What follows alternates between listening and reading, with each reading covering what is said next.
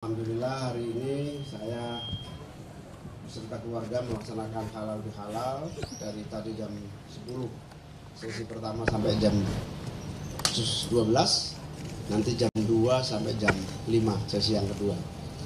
Di sela-sela ini saya bertemu teman-teman semua untuk menyampaikan beberapa hal. Yang pertama tentu menyampaikan minal aidin wal faizin, taqabbalallahu minna wa minkum taqabbal ya karim. Selamat Hari Raya Idul Fitri, mohon maaf lahir dan batin.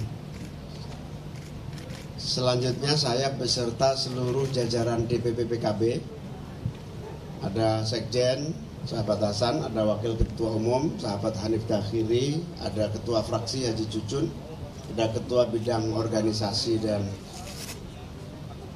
Keanggotaan Pak Halim. Pada kesempatan siang hari ini menyampaikan beberapa hal pengumuman.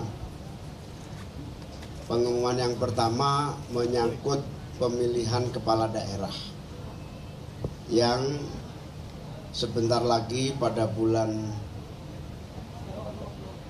Agustus ya, pendaftaran. Pada bulan Agustus akan dilakukan pendaftaran secara resmi ke KPU, di mana pilkada ini diikuti oleh seluruh kepala daerah provinsi, gubernur, maupun kepala daerah kabupaten dan kota, bupati dan wali kota.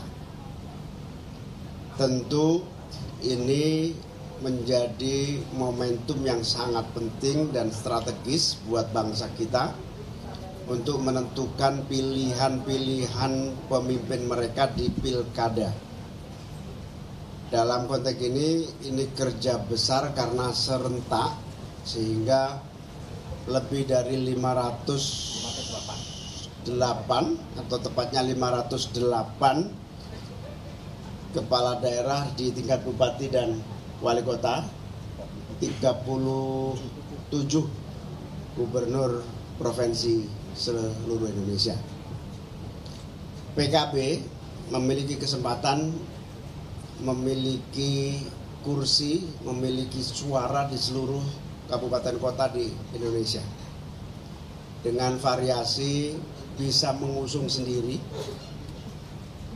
berkoalisi dengan partai lain untuk memenuhi syarat threshold mengusung seorang calon gubernur ataupun calon bupati dan calon wali kota. Dalam konteks ini, baik PKB mengusung sendiri maupun PKB berkoalisi dengan partai-partai lain di dalam mengusung calon. Pada kesempatan ini kami menyampaikan, mengundang seluruh kader-kader bangsa dari berbagai kalangan, dari berbagai profesi, terutama yang memiliki misi, memiliki gagasan, memiliki cita-cita untuk membangun daerah. Tanpa melihat latar belakang apapun, suku, agama, ras, golongan, dan partai apapun. Sehingga dalam kesempatan ini ingin saya sampaikan, mari seluruh yang berkeinginan menjadi kepala daerah, silahkan mendaftarkan ke PKB. Karena kami tidak membatasi diri hanya kader, tetapi semua pihak, baik itu berbeda suku, agama, ras, dan golongan maupun berbeda partai. Dengan demikian, untuk pilkada yang jumlahnya sangat besar ini, PKB merasa harus membuka diri, tidak berpaku pada kader sendiri. Sehingga kita akan menilai kader bangsa pada umumnya dari berbagai lapisan, dari berbagai partai yang ingin diusung oleh PKB. Oleh karena itu, kepada seluruh masyarakat, tokoh-tokoh yang punya komitmen, yang punya calon, bahkan yang mau mencalonkan diri, kami persilahkan untuk mendaftarkan di masing-masing kantor DPC atau langsung ke DPP atau melalui online sistem yang sudah kami siapkan. Seperti yang tercantum di samping ini. YouTube-nya. Hubungi nomor di samping ini. Nanti akan ada sistem online yang juga siap menampung pendaftaran secara online. Tapi intinya sejak hari ini tanggal 20 April 2024 saya nyatakan PKB membuka pendaftaran.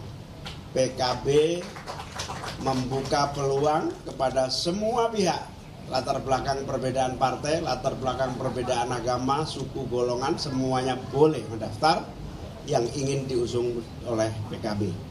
Tentu kami akan menentukan berdasarkan beberapa kriteria dan indikator termasuk visi dan misinya, sekaligus komitmen dan track recordnya, serta kapasitas dan kemampuannya terutama. Sehingga kami tidak melihat lagi kalau kader tapi kualitasnya rendah, ya tidak akan kita terima. Tapi kalau dari luar kualitasnya bagus, pasti insya Allah kami usung. Dalam kesempatan ini, saya dan teman-teman seluruh jajaran DPP, DPW, DPC sejak hari ini membuka kesempatan untuk seluruh warga, masyarakat, tokoh-tokoh yang ingin maju di dalam pemilihan kepala daerah. Kami bukan hanya siap mendampingi untuk pemenangan, tetapi kami juga siap mendampingi untuk berbagai program-program yang harus diimplementasikan untuk menjadi visi misinya di dalam merebut hati rakyat untuk memilih. Demikian saya sampaikan, terima kasih. Kalau ada tambah, cukup ya. Terima kasih. Kalau ada pertanyaan saya persilahkan.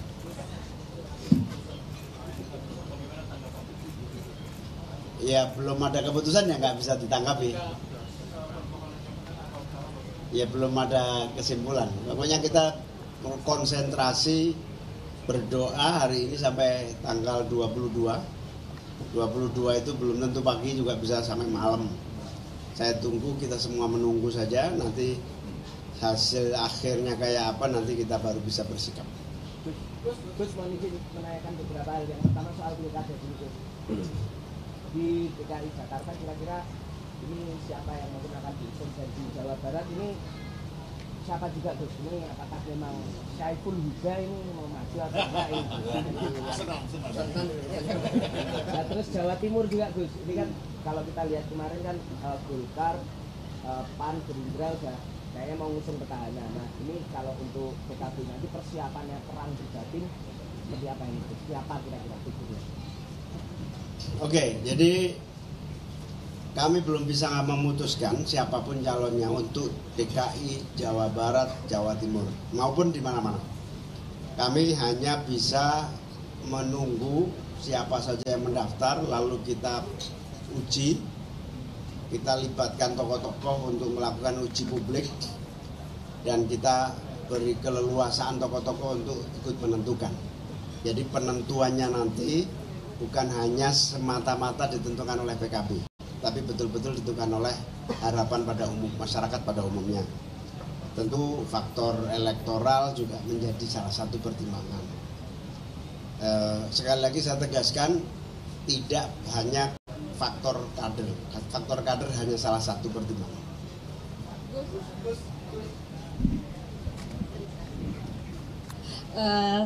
Sebelumnya saya pengen ucapin mohon maaf lahir batin dulu kepada Gus Imin dan juga Bapak sekalian. Saya Rizka dari Kompas TV. Tadi mengingat Gus kan bilang bahwa PKB akan lebih membuka diri begitu ya. Nah ini saya pengen spesifik pengen bertanya terkait dengan pilkada di Sumatera Utara. Ini kan Golkar sudah mengusung salah satu paslon, dan kemudian kan PKB juga pernah ada kisah lama nih dengan petahana. Apakah akan CLBK atau gimana? Mungkin gimana Gus? Terima kasih. Ya sama. Jawabannya sama, siapa yang mendaftar nanti akan kita pertimbangkan. Per hari ini belum ada yang mendaftar di PKB. Baru nanti siapa yang mendaftar, apakah calon yang income yang terakhir atau siapapun dia, kita baru bisa berkesimpulan. Karena di Sumatera Utara sampai detik ini belum ada yang berniat mendaftarkan di PKB. Mungkin setelah saya buka ini nanti akan ada pendaftaran. sudah membuka peluang bahwa berpeluang untuk mendorong lagi Pak Anies untuk di periode keduanya. Nah ini apakah udah ada pembicaraan sama PKB atau PKB juga tertarik untuk membawa Pak Anies untuk di periode kedua ini? Terima kasih.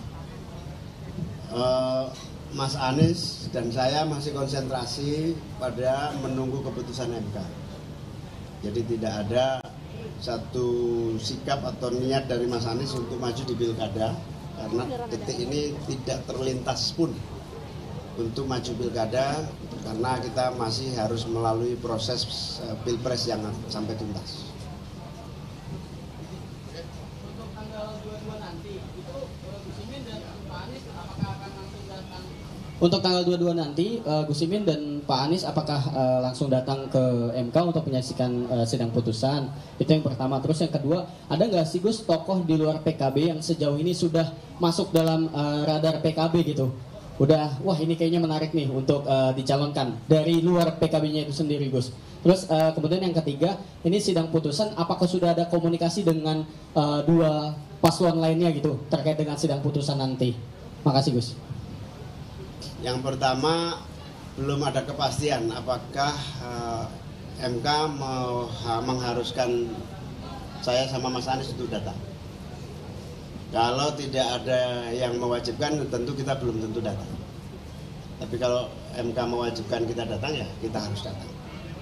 Intinya kita masih menunggu perkembangan di MK. Yang kedua, sampai detik ini belum ada satu tokoh pun yang khususnya saya sebagai ketua umum ya mengincar atau kita pilih, itu belum. Saya nggak tahu kalau tim-tim yang sudah berkomunikasi di belakang. Sudah banyak yang melamar ya. Sudah banyak yang melakukan pendekatan, tapi belum tahu saya ke siapa dan siapa, belum tahu. Ada lagi, silakan. Gus izin mau bertanya soal dinamika nanti pasca MK. Ini kan kemarin Gus Muhaimin mengupload foto mesra dengan Pak Dasko di Instagram setelah cuti lama dari DPR gitu. Nah ini kemarin ditanyakan kepada Pak Muzani, beliau menyatakan bahwa sebenarnya komunikasi dengan PKB itu sangat jos katanya gitu. Nah ini nih gimana nih jos yang dimaksud oleh Pak Muzani? Dan apakah juga mungkin pasca putusan MK ada kemungkinan Gus Muhaimin akan bertemu dengan Pak Prabowo untuk membahas rekonsiliasi yang ada? Terima kasih. Iya, saya memang satu kantor dengan Pak Dasko, tapi sudah berbulan-bulan saya nggak pernah ketemu. Dan ya sejak pilpres pendaftaran sampai kemarin itu baru pertama kali ketemu. Sehingga kalau itu diupload sebagai bagian dari apa yang kebetulan pimpinan dewan yang selalu hadir saya sama Pak Dasko. Sehingga bagian dari pengumuman sejak sekarang saya masuk lagi ke DPR. Nah, jadi tidak ada makna yang lain ya, karena Pak Dasko juga nggak pernah ngajak ngomong apa-apa sih. Jadi gitu. Oh iya, kalau komunikasi Pak Dasko kan sama-sama ruang kerjanya aja jadi satu lorong. Belum ada gambaran. Belum.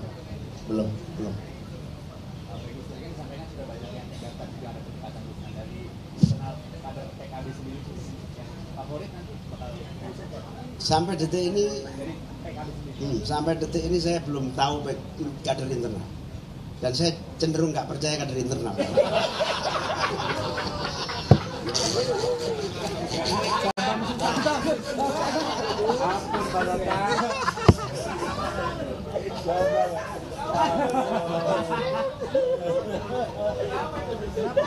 Tidak ada alasan, Bos.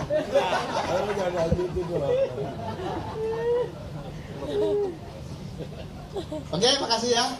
Silakan yang masih ingin makan, silakan. Terima kasih. Assalamualaikum warahmatullahi wabarakatuh.